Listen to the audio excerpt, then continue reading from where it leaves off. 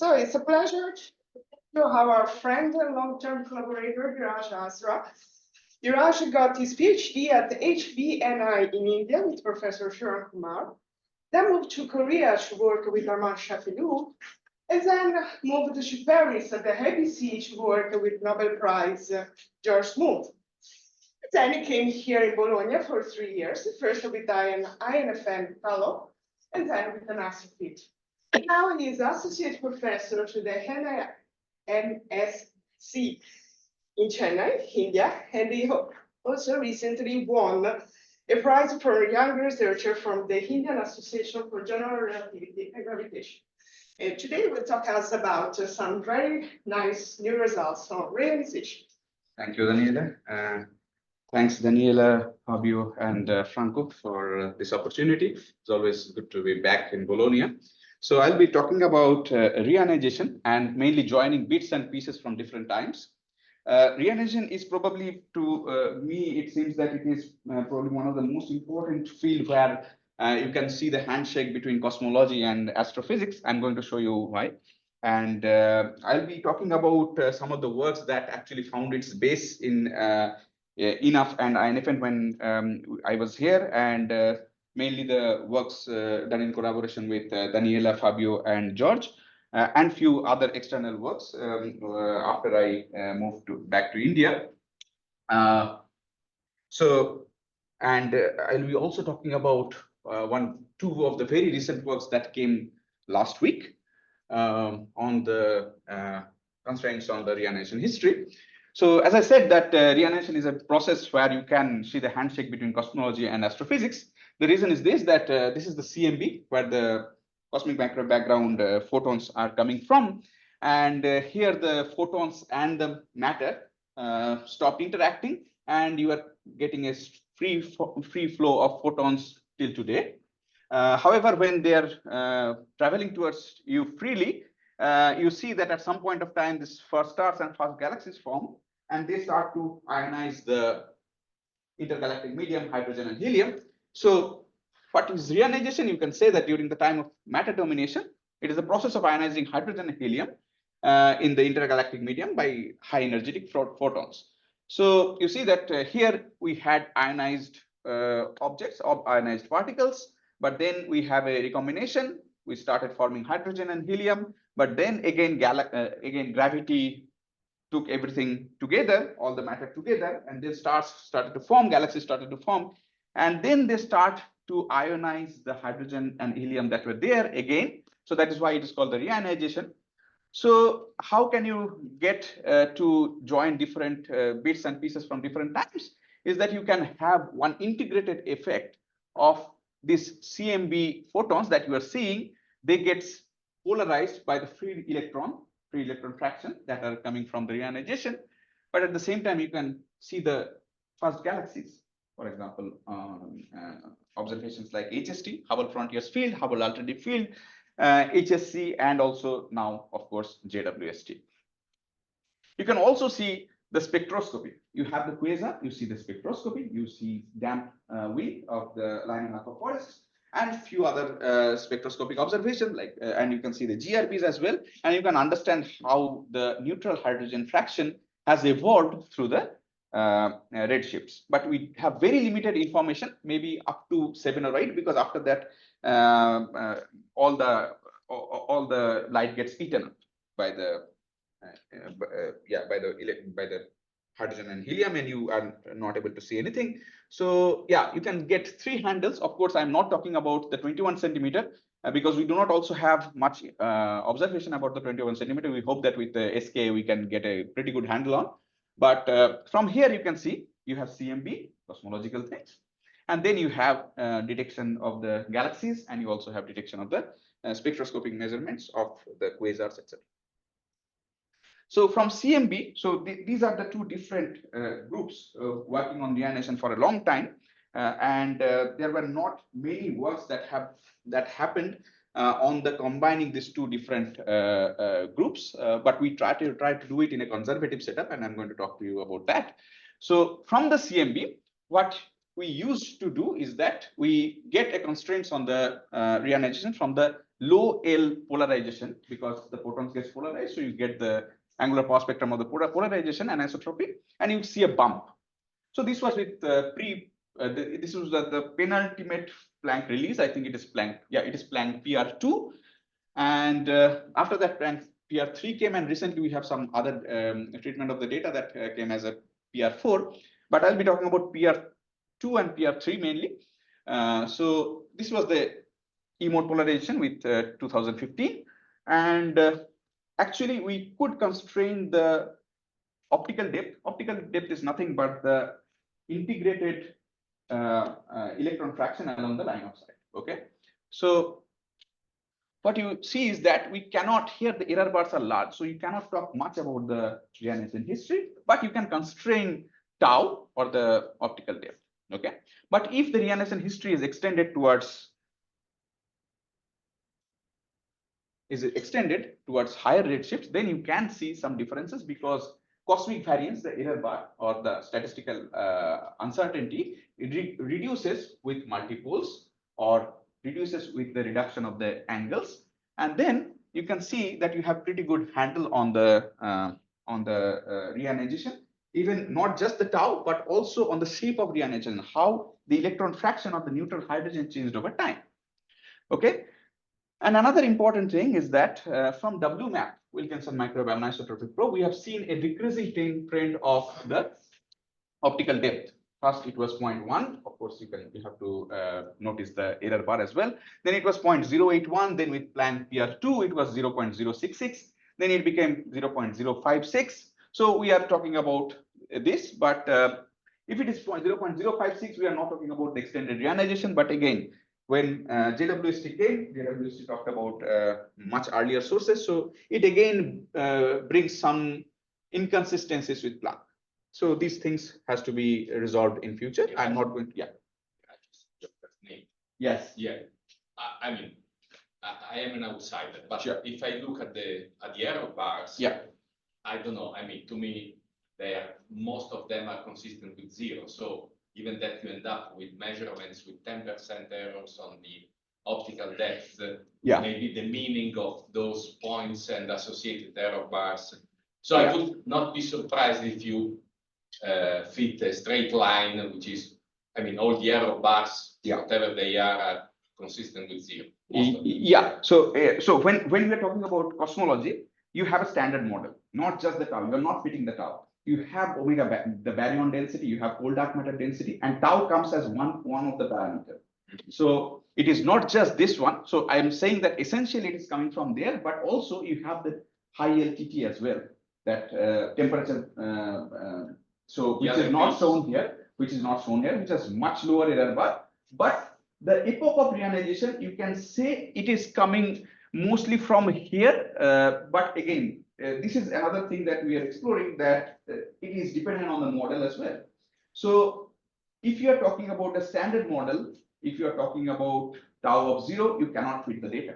Of course, this is not just the only thing that is constraining the data, that's constraining the model.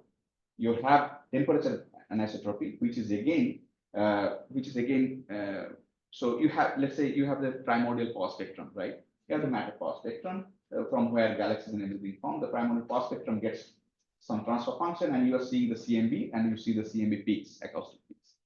Now, if there are more electrons, that light is going to be masked. So optical depth actually is highly degenerate with the primordial power spectrum amplitude. But the primordial power spectrum amplitude is flat and is determined at temperature, polarization, and their cross correlation. So once you have all this information and you put this in, you find an optical depth of 0.0561 plus minus 0.0071, which is far from, it is rejecting the zero tau hypothesis. So it is also dependent on model. I'm going to come to the model as well. So it is dependent on the model. And yeah, so importance of modeling. Now that what we try to do here in this paper is that CMB community always works on the redshift symmetric history of ionization. What we try to do is that here we introduced a completely free form reconstruction where the electron fraction can go from 0 to 1 at any point of time. and we call it polyrein, and we found that depending on what you are talking about, the baseline gives you something like 0.7, but it shifts if you allow for an extended ionization history. Okay, so an extended ionization history was preferred by Planck pre-2018 releases. Again, if you are allowing for this extension, but if you are using a standard model like tan hyperbolic, you will see that it is not like that. It should be of the order of 0.07, but here we are finding values close to 0.1. Okay, but here the parameterization of free electron fraction is not complete. It does not take into account the ionization equations. So you need to go a bit deeper. The second step. So this is what we started in Bologna. Is that this is the ionization equation. It's a competition between the source, the number of photons, and then the recombination, because you have electron and protons, and then they start recombining as soon as they go out of orbit. But again, there are more photons coming from the energetic sources. So at some point of time, the source wins, and you have complete ionization of the universe. So if you use this, some earlier works showed that using certain models, you can combine CMB and astrophysical observation, and you can get a tighter bond. Okay, so what we try to do is that we try to use it with a completely model independent way. And what we try to do is that we made a free form, we prepared a free form equation from there, where the source and the recombination functions can vary in redshift that is also moving. Okay, so why it is important free form? It is not biased towards a particular phenomenological construct. Solving ionization equation provides realistic ionization fractions, and the constraints are more conservative. And we started using the complete CMB data. Otherwise, earlier people used to just use the tau or the optical depth. But why complete CMB data is needed? We realized that the correlation with other parameters are important, and use of tau only constraint can be biased towards the baseline model, just the one that Andrea asked, that if you use certain models, etc. As I answered, that if you use certain models, then your tau will be correlated with that model. And analysis with the other data sets will be robust. So this is a figure which shows you that how other data sets help, why joining bits and pieces from different times is useful. So if you have just Planck constraints, you just see that here you can have different states of reionization. It can start, it can stop, again it can start, it can stop, and it can finally end the reionization. Here, of course, this bound is not just from CMB, you have to put extra bound here that reionization has to finish here from the Gunn-Peterson optical depth, etc. And if you use the UV luminosity, as you can see the green line, okay, you start getting UV luminosity constraints from the Hubble frontiers field, and it tightens the electron fraction as well, or the ionized fraction of the hydrogen. Then you use the neutral hydrogen fraction data from the quasars and gamma ray bursts, etc. And then you see the further tightening of the constraints. This was Planck 2015. It again improved with Planck 2018. But one thing I would like to show you is that why this joint estimation is important. As you can see, if you use Planck plus UV70, so UV luminosity density, you get constraint like the green one. And if you use Planck plus quasars, the spectroscopic measurements, you get the blue one. And they actually have a perpendicular intersection. And that gives you a handle on the efficiency factor of the photon emission. Okay, so using cosmology and astrophysical data sets, you can get a perpendicular constraint that can break the degeneracies, and you get tighter constraints. So finally, with Planck 18, this was the constraint, and it was published here in this letter. And the joint constraint gives you this, which is which is probably 2 times better than what CMB alone can do with the cosmic variance limited observation. So as you can see, one thing that we noticed here, so these are the redshift symmetric modeling, but these are the free-form modeling, okay? But one thing that you can readily see that it is not redshift symmetric, that one that we obtained from the free-form. It is not redshift symmetric. So we had an idea that came out, the paper came out last week. So we had an idea of testing whether symmetrical reionization history is supported by the data. So this is the one that we, the CMB people, use, a tan hyperbolic symmetric model. And what we did here is that we made a very simple change here. So the modeling is very simple. As you can see, is that this is the normal distribution, the cumulative distribution from just a normal Gaussian distribution, right? So it is an error function that you can understand. You just add a skewness into it with a parameter alpha, which is given by this ONST function. So it just has one extra parameter. So we allow this one extra parameter. We reverse engineer the luminosity density from there. And what we see is that this alpha parameter, which basically gives you the asymmetry in your history. So you can see that nothing, for example, if you just use CMB Planck 2018, you do not get a constraint. Here you get some signatures that, okay, some asymmetry is preferred, but it does. So these do not rule out the asymmetry. But however, as soon as you add these three data sets together, P 2018 UV luminosity density and QH second, which is the measurement of neutral hydrogen fraction, you can see that you can reject a symmetric hypothesis by at least 4 sigma. So what we can do is that we show that with a very simple analysis that using these three data sets, we can undoubtedly reject the redshift symmetric model of reionization. So it is a message that in cosmology, when we are doing the parameter estimation, we should shift towards a redshift asymmetric parameterization. Now, we talked about electron fraction parameterization, then we talked about source parameterization, how the source and recombination can be parameterized. Now we go after the sources by asking that whether the source that we are using, for example, here, this is the Hubble frontiers field data, so which is showing the UV luminosity density evolution as a function of redshift. We asked whether the standard models, for example, earlier people used a power law, whether these are okay with the data or not. So what we found here, we basically used in this paper a Gaussian process regression. So how much time do I have? 8 minutes. 8 minutes, okay. So Gaussian process regression is basically a non-parametric method, which tries to understand the distribution of function. It starts with the mean function, and all the functions around it are Gaussian distributed. And what it tries to do is that it tries to fit the data with the least variation possible. If you have a mean function, let's say you have a standard hypothesis, this is a standard model. Now you have the data. You ask that whether that standard model is a good fit to the data. You can apply the Gaussian process. It has two hyperparameters. One is the correlation length through which you implement the changes, and one is the amplitude, to what extent you want changes.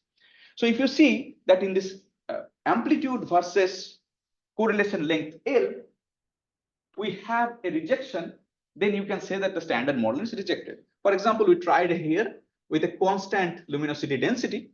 Here, you can see that with a very high significance. So this area says that there is no change needed, but the contours are here. This is just an experimental thing that whether the method is working. You can see that this particular no change or the mean function region is completely rejected by the data. If you use a single power law, it is rejected at 2 to 3 sigma confidence level, but not more than that. However, if you use a double power law, you see that it is completely consistent.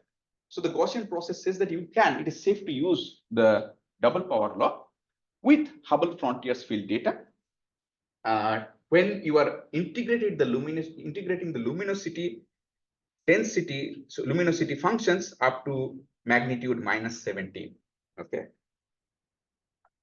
Then we try to ask another question going to more towards the astronomy, that the luminosity functions that we are integrating from a very bright source to a very faint sources, let's say -17 or -15, whether these luminosity functions are actually following the sector function, which is the standard model. Okay, so everybody uses sector function.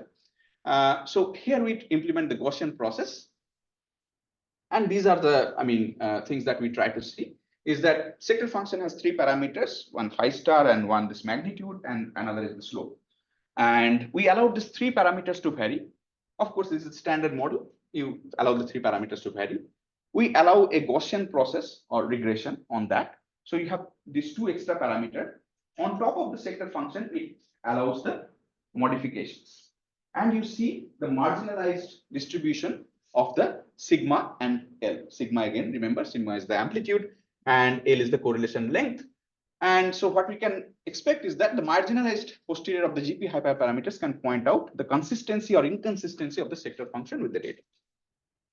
So this is what you get. So this is the L and this is the sigma L amplitude and correlation length. And these are the corresponding samples that you can plot against the data that you are obtaining. For example, here you can see that at brighter sources or lower magnitudes, you need an amplification of the abundance. This is the number density, okay, per magnitude per megaparsec cube per volume. And as you can see that at the brighter sources, you need this change. And this is people from the last few years, when the brighter sources started getting detected by the HSC and other data set, they started using instead of sector function, they started using double power law, etc., by showing a chi-square analysis. This is a definitive proof that you cannot use the sector function to fit the data at all magnitudes. It is showing that in a model independent method, at these redshifts, where you have good data at the lower magnitudes, we are able to completely reject the sector function. And actually, this trend is there. However, as you can see that at z is equal to 4, the discrepancy is maximum. So what we try to do is that we try to truncate the data at brighter magnitudes. We start to throw away the data. Here we throw away the data 2 minutes here. Below magnitude minus 23, and here we throw away the data below magnitude minus 21. So we started rejecting the bright sources. And as you can see that if you start rejecting the brighter sources, this discrepancy starts becoming again consistent. So the discrepancy goes away. So what was like 4 to 5 sigma now becomes more and more consistent with the data. So again, it shows that at bright sources, the problem is in every redshift, however, we find where the data is not with a very good signal to noise ratio, we find that we are not able to rule out the sector function, but at least there are trends that at very low magnitudes, that means for very bright object, sector function cannot fit the data. So where the trend is the same. So what it says is that you can reject the sector function, but the question that we try to answer is that can it affect reionization? Okay. And these are the new data sets from JWST. Here you can see that we do not have to use Gaussian process because the sector function even cannot be fit with the data. Okay. So sector function, for example, z is equal to 8 can be fit, all 3 parameters can be constrained, but after that we cannot constrain all the other parameters. So we just do not use the Gaussian process.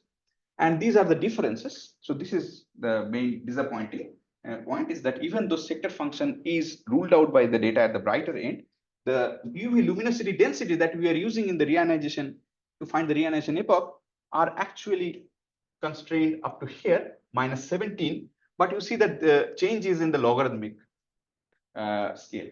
So it is the area under the curve. So even if there are changes here, they do not contribute to the integral to the luminosity density. So of course, there are certain changes that will be useful if you detect, if, for example, here you see that even there are certain changes at the high magnitudes as well. Here as well, you see that at high magnitude, there are certain changes. But since there are not many observations at high magnitude, so we do not, in order to have a conservative analysis, we do not use those. And we just stop the integration at minus 17. And using that, we find that the UV luminosity density is completely consistent with the sector function, what we get. So there is, as of now, up to minus 17 magnitude integration, we do not find any difference when we try to constrain the ionization history. Of course, there are implications when for the people who are working with the high luminous objects. So finally, let me now go back in the chronology. So I started with the electron fraction and went to the source. And now let me conclude with the source to the electron fraction. One is that the sector function, as I said, is not supported by the data. However, the modified function does not affect the ionization history. And while extended ionization histories were preferred by Planck LFI and WMAP polarization data, Planck LFI HFI polarization data in the PR3 2018 does not support extended histories. But again, it will have tension with JWST data. We'll be exploring that. And with Hubble Frontiers field sources observation on the neutral hydrogen fraction observation from the quasars galaxies, Planck HFI seems to be more consistent with the astrophysical observation till now. Again, as I said, JWST may change. And the combined CMB and astrophysical data rules out the redshift symmetric ionization histories. This is an important result for CMB community. And but we also highlighted that the results, our results highlight that the freeform reconstruction is important in a joint analysis because you can get conservative constraints and you can actually get unbiased results. While if you are using a model, your summary statistics will be biased towards that model. Okay, so with that, I'd like to stop. Thank you.